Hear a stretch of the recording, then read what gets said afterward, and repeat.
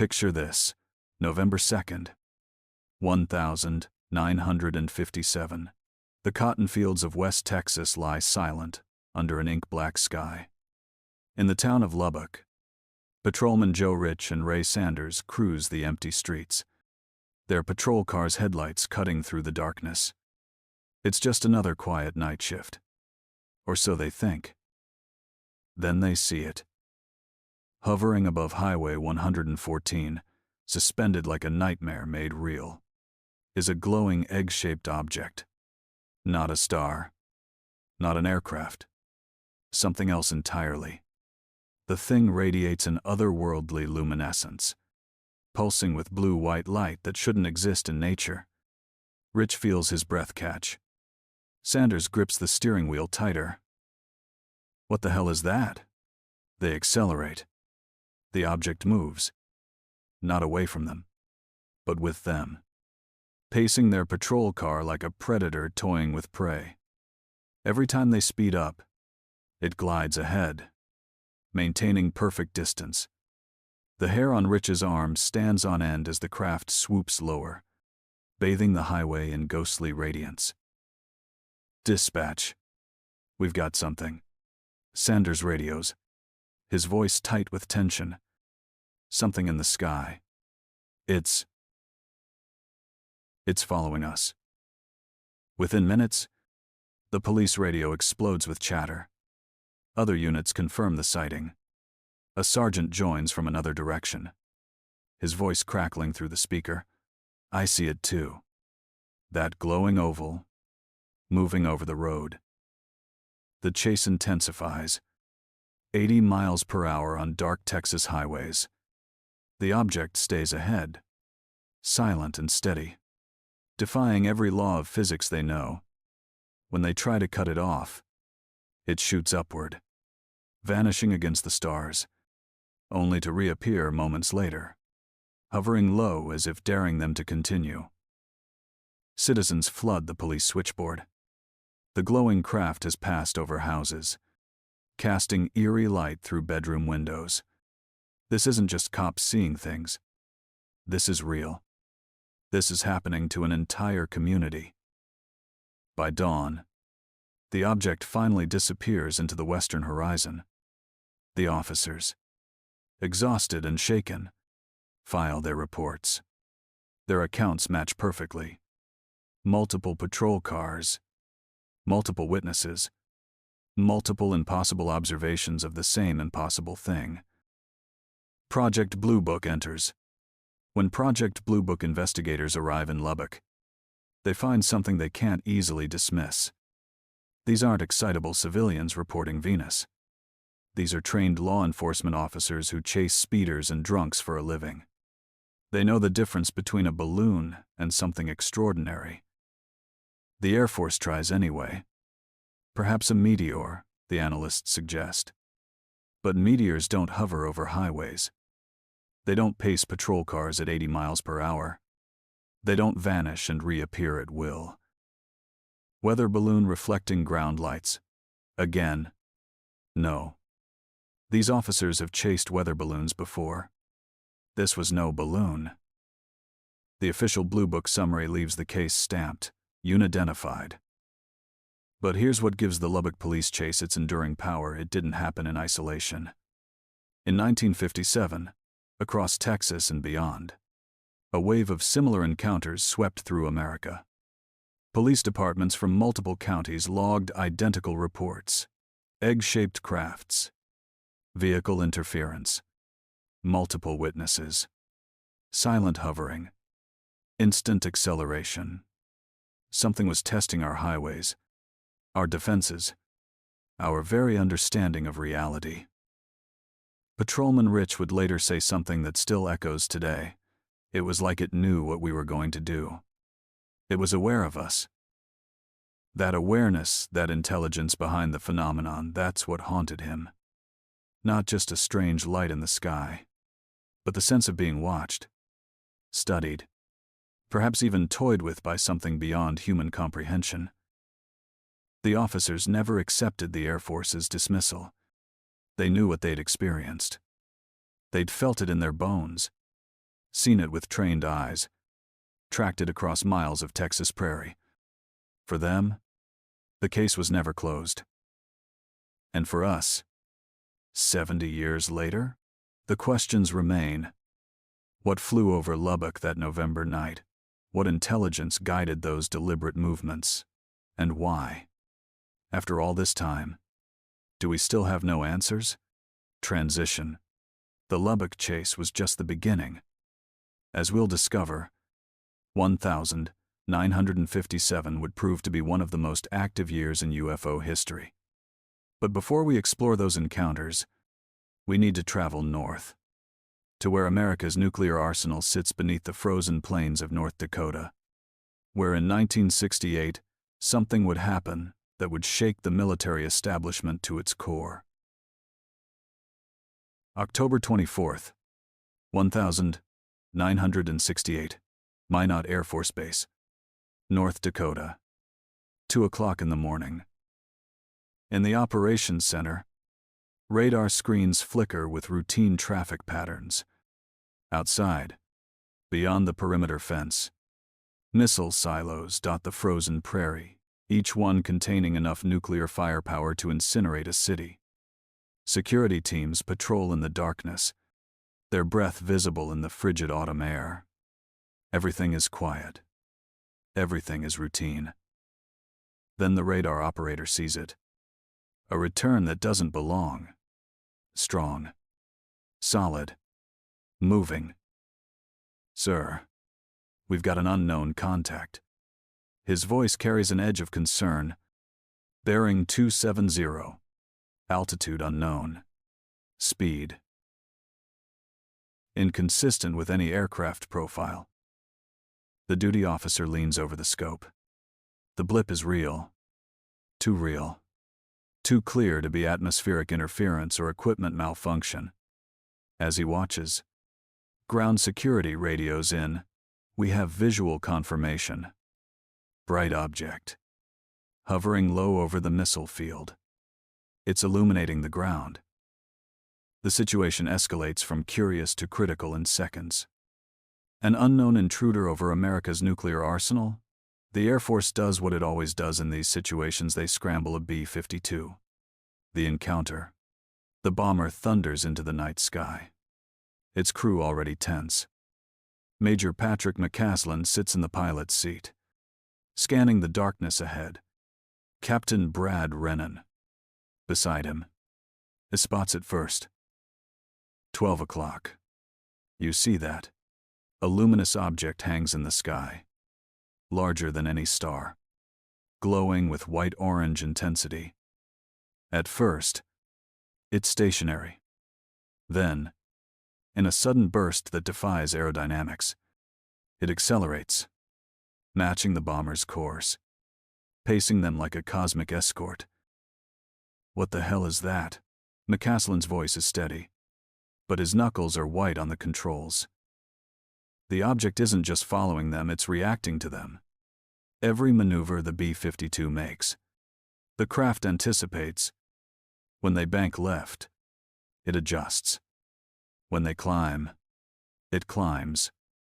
The sense of being observed, studied, becomes overwhelming. On the ground, security teams report the object descending near missile silos, bathing them in light. One guard, his voice tight with fear, radios that the craft has briefly landed near his position, glowing brilliantly before lifting away with impossible grace. Inside the B-52, the radar operator stares at his scope in disbelief. "I've got it locked. Solid return. Speed is..." He pauses, recalculating. Speed is impossible. It just crossed 20 miles in under 3 seconds. For 40 minutes, the shadow play continues. The B-52 tries to evade. The object follows. The crew tries to approach. The object maintains distance. Always present. Always aware. Never threatening, but undeniably intelligent in its movements. When the bomber finally returns to base, The crew is shaken but professional. They've been trained to face Soviet bombers, hostile aircraft, equipment failures. But this was something else entirely. Investigation and cover-up. Project Blue Book investigators descend on Minot within days. The evidence is staggering, multiple witnesses spread across dozens of miles, all describing the same object at the same time. Radar confirmation from ground stations. Instrument tracking from the B-52 itself. Visual observation from trained military personnel. This isn't one farmer with a blurry memory. This is a coordinated military encounter with documentation that should be irrefutable. Captain Renan's statement is particularly detailed. The object was large, glowing, metallic-looking, clearly outlined against the dark sky.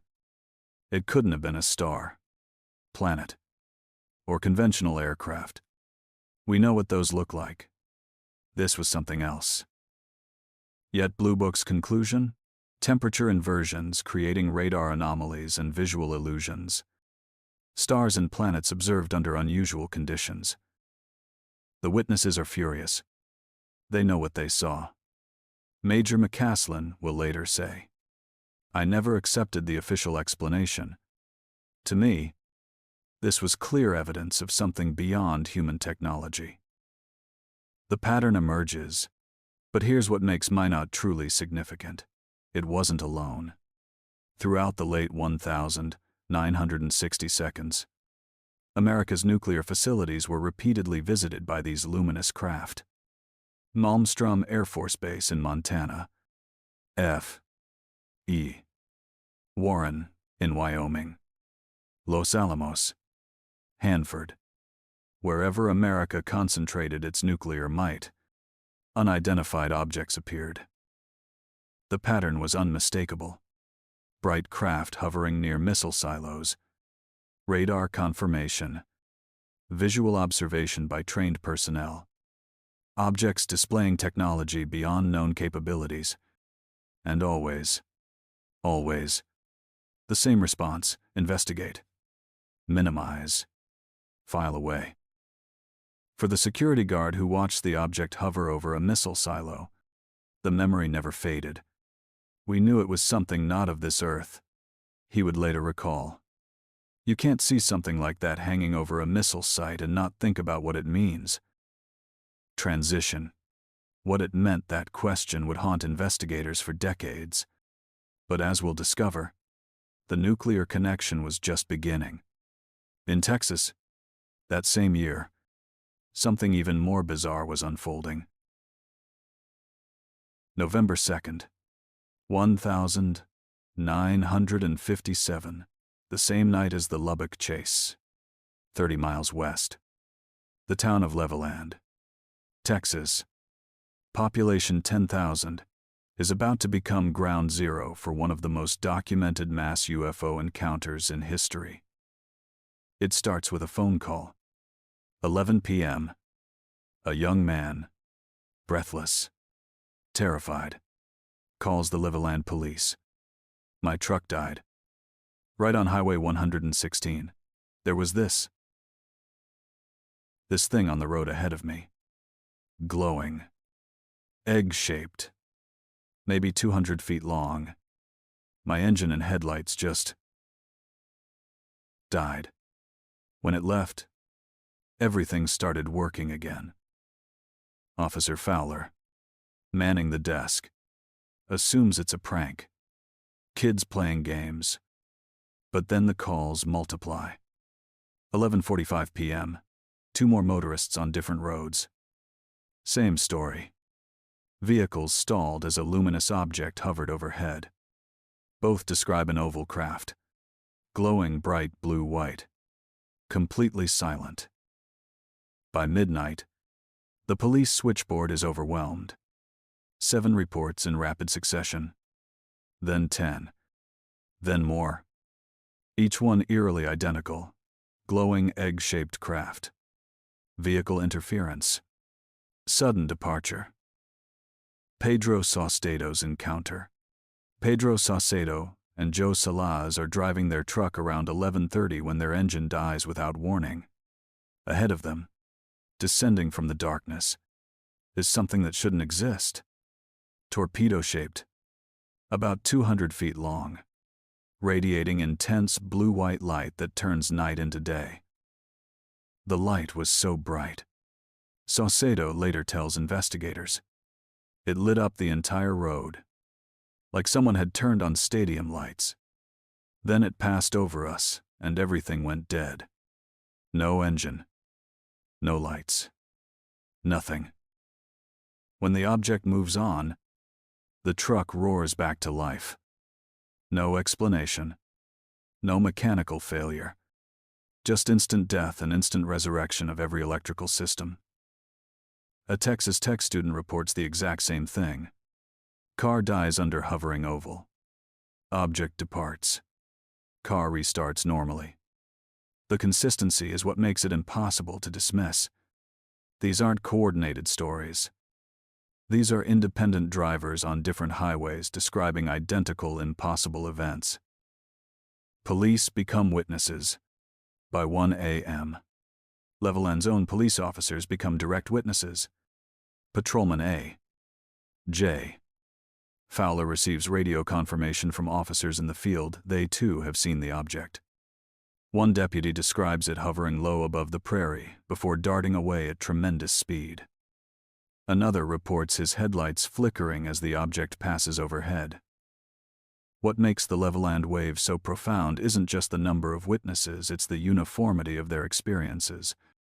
Independent observers across different locations describing the same phenomenon with the same bizarre effects. Vehicle stalling.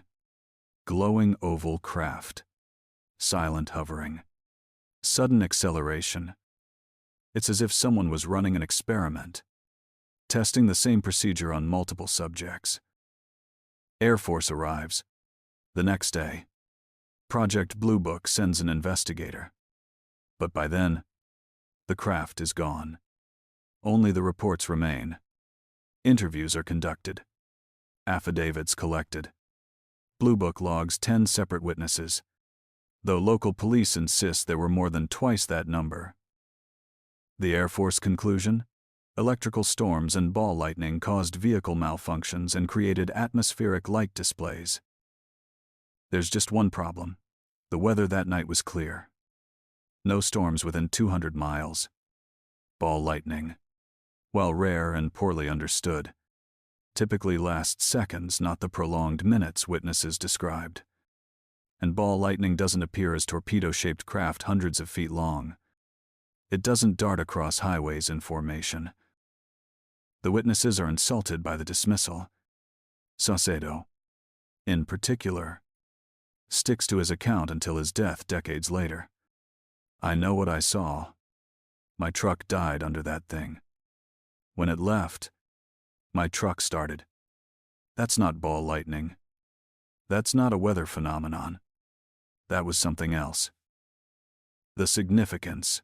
What happened at Levelland would later be classified as a close encounter of the second kind, a case where physical effects on machinery or the environment are documented. The pattern of engine stalling became especially significant in UFO research. It suggested these objects weren't just optical phenomena. They were physical craft with measurable effects on their surroundings. But there's something darker beneath the surface. If an unknown object could disable multiple vehicles across a wide area, it implied a technology that could neutralize machinery at will. For military planners in 1957, during the height of Cold War tensions, such capability raised alarming questions. What if these craft could disable tanks, aircraft, missile systems? Yet rather than investigate deeply, the Air Force downplayed, minimized, filed away. The safest course was to call it weather and move on. Transition. For the people of Levelland, that night remains legend. Older residents still recall when glowing craft paralyzed cars across the county. For researchers, it stands as one of the best documented multiple witness events where physical effects were consistently reported in a concentrated time frame. But as we'll discover, Vehicle interference was just one piece of a much larger puzzle. Let's travel back to 1950, to a place that officially didn't exist. Oak Ridge, Tennessee. Built in secret during World War II as part of the Manhattan Project. This city behind fences enriched the uranium that would change history forever. By 1950, security was absolute. The workforce was controlled. Every approach to the facility was monitored by armed guards and radar. Yet between 1950 and 1952, something began appearing over Oak Ridge. Something that should not have been there. Something that would make military commanders deeply, quietly nervous. March 1950. A security guard on routine patrol spots a glowing light hovering above the Oak Ridge National Laboratory complex. At first, he assumes it's an aircraft that strayed into restricted airspace, but then it just stops, hovering silently for several minutes before darting away at speed no aircraft of that era could match. The guard files his report. Within weeks, others see the same thing. Luminous objects. Hovering. Silent. Maneuvering in ways that defy aerodynamics. Radar confirmation. By July 1950, the situation escalates. Radar operators confirm unusual returns on their screens. These aren't ghost echoes or atmospheric tricks. These are solid targets, moving with purpose, displaying acceleration and directional control that shouldn't be possible. Ground observers match what radar shows: luminous, oval-shaped objects gliding over the perimeter. For a facility responsible for America's nuclear weapons development, any aerial intrusion is treated as potential espionage. The Atomic Energy Commission and Air Force take immediate notice. Early 1951 brings the most dramatic incident. Multiple guards watch as a luminous white sphere hovers low over the Y-12 plant, the facility responsible for uranium enrichment. One guard raises his rifle, unsure whether to fire. Before he can decide, the sphere shoots straight upward, disappearing into the night sky within seconds. The sudden acceleration, without any audible engine noise, leaves the witnesses stunned. Radar confirms what they saw. Operators track the object climbing rapidly before the return vanishes entirely. The strength of the signal, the clarity of the track, makes atmospheric interference highly unlikely. Yet Blue Book files it under insufficient data. The 1952 surge. Then comes 1952, a year when UFO sightings surge nationwide. On a late summer night, security personnel across Oak Ridge simultaneously report multiple luminous objects hovering above the reservation. The lights are described as bright white or bluish, moving in deliberate patterns. One guard describes them forming a loose triangular formation before breaking apart and streaking away in different directions. Radar picks up unknowns in the sky. The operators are puzzled. The objects appear solid, moving with speeds that outpace any conventional aircraft of the era. Interceptor jets are briefly considered, but no scramble order is given. Instead, the reports are collected, forwarded to Air Force intelligence, entered into Blue Book's growing archives. For the guards on the ground, it's unnerving. Oak Ridge is supposed to be secure from every conceivable threat. Yet here are aerial intrusions, silent and unstoppable, over the very facilities producing uranium for America's atomic arsenal. Some wonder if these are Soviet reconnaissance vehicles testing U.S. defenses. Others whisper about more exotic possibilities, especially as similar reports emerge from Los Alamos, Hanford, and other nuclear installations across the country. The official response: Project Blue Book's investigators face a dilemma. The witnesses are credible, armed security personnel, engineers, Radar operators whose careers depend on precision. Their reports are consistent. The radar data is strong. The location is extraordinarily sensitive. To acknowledge that unknown craft are penetrating restricted nuclear zones is politically dangerous. To dismiss the testimony outright risks losing credibility with those guarding the nation's most vital secrets. Blue Book leans toward natural explanations. Official reports mention atmospheric phenomena, ball lightning, misidentifications. But none of these fit the details: silent hovering, coordinated formations, rapid vertical climbs, radar confirmation. The nuclear connection. The Oak Ridge sightings fit a disturbing broader pattern. Throughout the early 1950 seconds, nuclear facilities worldwide seemed to attract unexplained aerial phenomena. At Hanford in Washington, guards reported glowing disks. At Los Alamos in New Mexico, scientists saw luminous orbs near laboratories. In the Soviet Union, similar reports circulated around weapons sites. Wherever humanity concentrated its nuclear power, unidentified objects appeared. Was it surveillance? Monitoring? Something more complex? In Oak Ridge, the whispers continued long after the Air Force filed its reports. Guards told new recruits about nights when glowing spheres drifted silently above compounds. Some claimed to have seen structured craft through binoculars, not amorphous lights, but objects with defined edges. Others reported feeling an almost electric charge in the air during encounters. Transition. The pattern was clear. Nuclear sites attracted attention. But from whom? Or from what? As we'll discover in our final segment. The answer might be even stranger than anyone imagined. August 12th, 1953.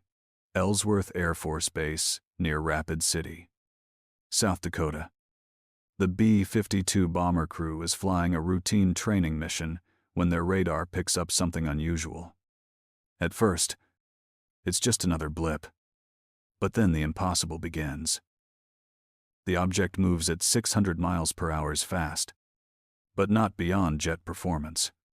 What makes it extraordinary is the vertical movement.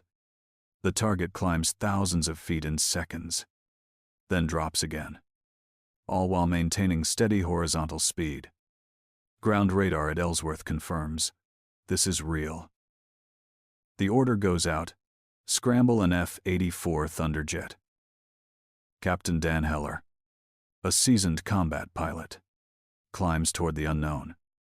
When he spots it, a brilliant white light, brighter than any aircraft beacon, he attempts to close distance. Each time he approaches, the object accelerates away effortlessly. It's like playing tag, he'll later report. Except we were hopelessly outmatched. A second interceptor joins an F-94 Starfire with airborne radar. The crew locks onto the unknown. They confirm a solid return. They describe a brilliant light maneuvering with intelligence. Then, as before, the object accelerates upward, climbing vertically until it vanishes completely. The convergence of evidence. What makes Rapid City significant is the convergence of data. Multiple radar stations tracking the same object. Visual confirmation from military pilots. Ground witnesses corroborating the sightings. An attempted interception lasting nearly 2 hours. This isn't hearsay or misidentification. This is documented. Professional observation of something extraordinary. Project Blue Book investigators collected testimony from radar operators, pilots, and ground witnesses. The consistency was undeniable. Yet the official explanation suggested atmospheric phenomena, misidentified stars, temperature inversions, explanations that couldn't account for radar locks, pilot pursuits, and intelligent evasive maneuvers. The case was quietly stamped UNIDENTIFIED. Patterns in the darkness. As we look back across these 20 cases from Project Blue Book's declassified files, Patterns emerge from the chaos. Luminous craft appearing over nuclear facilities. Police chasing objects along highways. Commercial pilots reporting formations of disks. Military bases tracking unknowns that outmaneuver our fastest jets. The phenomenon displayed consistent characteristics. Structured craft, often disc or egg-shaped. Silent propulsion systems. Instantaneous acceleration. Intelligent, responsive behavior. Physical effects on vehicles and electrical systems. Multiple witness corroboration. Radar confirmation. And always, the official explanations that didn't quite fit. The Blue Book legacy. From 1952 to 1969, Project Blue Book investigated over 12,000 UFO reports. Of these, 701 remain officially unidentified. 701 cases where trained investigators, applying scientific methods, could find no conventional explanation. 701 encounters that suggest something extraordinary was and perhaps still is operating in our skies. The men who witnessed these events, police officers, military pilots, radar operators, security guards they never forgot. Many spoke only in private, reluctant to face ridicule. But their reports, preserved in Blue Book's archives, carry a quiet conviction. They saw something real, something that challenged their understanding of physics, technology, and our place in the universe. The questions remain. What were these objects? Where did they come from? What was their purpose? The skeptics have their theories, misidentifications, atmospheric phenomena, psychological effects, even mass hallucination. Yet these theories struggle against the weight of evidence. How do you explain radar returns? How do you dismiss trained pilots? How do you account for physical effects on vehicles? The believers have their answers too. Extraterrestrial visitors, interdimensional travelers, time tourists from our own future. But belief without evidence is just another form of faith. The truth, as it so often does, probably lies somewhere in the gray area between. These encounters happened. The documentation exists. The witnesses were credible. Something was there, something that displayed technology beyond our understanding, intelligence in its movements, and a peculiar interest in our nuclear capabilities. Closing reflection. Project Blue Book officially closed in 1969, declaring that UFOs posed no threat to national security and had no scientific value. Yet the questions it left unanswered continue to resonate. In recent years, new evidence has emerged. The Pentagon has released videos of encounters between military pilots and unknown objects. Governments worldwide have begun to acknowledge what was once dismissed as fantasy. We are, perhaps, in the early stages of a new understanding. Not the Hollywood version of alien invasion or benevolent space brothers, but something more complex, more subtle, and possibly more profound. For the men who stood watch on that cold North Dakota night, watching a luminous craft hover over missile silos. For the Texas police officers who chased glowing objects across prairie highways. For the pilots who pursued unknowns that danced beyond their reach. For all of them, the experience was transformative. They had glimpsed something beyond the ordinary world, something that suggested our reality might be far stranger and more wondrous than we ever imagined. Final thoughts. Tonight, we've explored 20 cases from Project Blue Book's archives. 20 encounters that remain unexplained more than 60 years later. These aren't fairy tales or fiction. These are documented historical events, witnessed by credible observers, investigated by official agencies, and filed away in government archives. The truth, as they say, is out there. But perhaps it's also right here, preserved in these testimonies. waiting for us to finally see what these witnesses saw so many years ago. Not with fear or fantasy, but with open minds and honest inquiry. What do you think these officers, pilots, and guards encountered? Were they glimpses of something extraordinary, or are there prosaic explanations we haven't yet considered? The files remain open. The questions endure. And somewhere, perhaps tonight, someone else is looking up at the stars, wondering if they're alone in the darkness or if something is looking back.